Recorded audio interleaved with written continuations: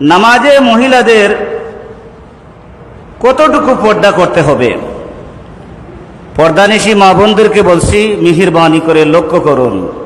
আমরা তো নামাজ পড়ি, আপনারা তো নামাজ পড়েন, কিন্তু তাড়াহুড়া করে নামাজে তো আপনারা দাঁড়ান। দাঁড়ানোর পর দেখা যায় মহিলাদের অঙ্গ প্রত্যঙ্গ দেখা যায়।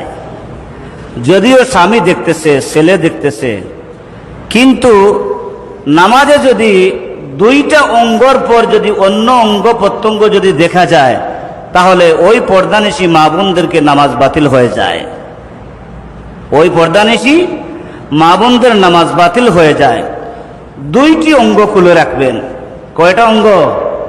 দুইটা অঙ্গ খুলে রাখবেন। পর্দানিশী মা বোনদেরকে বলছি, লক্ষ্য করুন।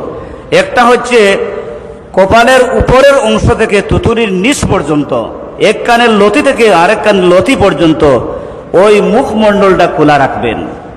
আরেকটি অঙ্গ হচ্ছে দুই হাতের কবজি পর্যন্ত, দুই হাতের কবজি পর্যন্ত খোলা রাখবেন। তারপরে পর্দানিশী মা বোনদেরকে বলছি, অঙ্গ প্রত্যঙ্গ সবগুলো কি করবেন? পর্দা করবেন, হেফাজত করবেন। মেহেরবানি করে পর্দানিশী মা বোনদেরকে বলছি, আমল করবেন। আমল করবো তো আমরা সবাই ইনশাআল্লাহ।